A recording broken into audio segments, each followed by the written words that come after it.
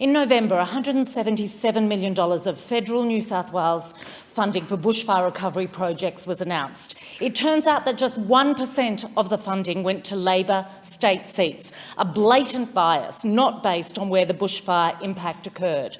My seat was the litmus test for this fast-track round of funding, and the Berejiklian and Morrison governments failed that test.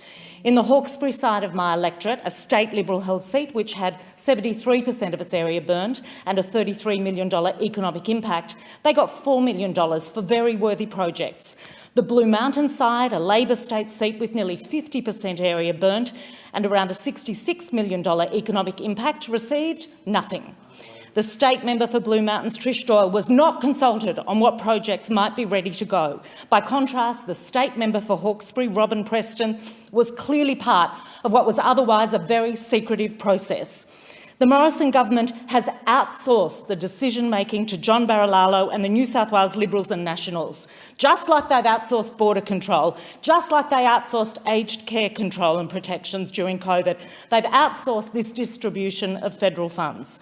There was a report commissioned and paid for by the federal government at a cost of more than $100,000 to provide data to help fairly distribute funding, paid to Peter Crone, a former Liberal staffer who was handpicked by the Prime Minister's office. Was the data passed on? Was it ignored? Who knows? But let's look at the comparisons. The Snowy Valleys with 37.9% burn scar, 12 separate grants totalling $32.9 million. Tamworth, with a 6.3% burn scar, got $275,000. The Mid-Coast, with a 23.6 burn scar, got more than $8 million for a refurbishment of a sports stadium. We don't begrudge this funding for regions, but the Blue Mountains, with a 50% burn scar, got not a cent. It is just wrong. And they were ready-to-go projects, the list released by Blue Mountains Mayor Mark Greenhill, 24 projects worth around $5 million, projects that would have helped the communities of Blackheath, Bell, Mount Victoria, who directly suffered fire damage, and the businesses who took such a massive economic hit. There is no explanation why these were ignored.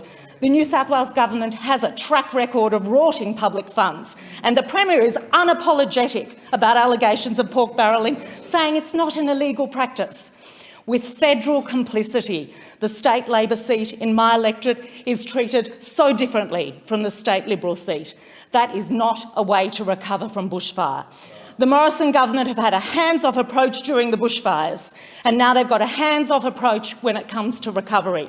This is the Prime Minister who said whatever it takes. Well, it's going to take intervention with the New South Wales government to make sure the deal is fair. Order.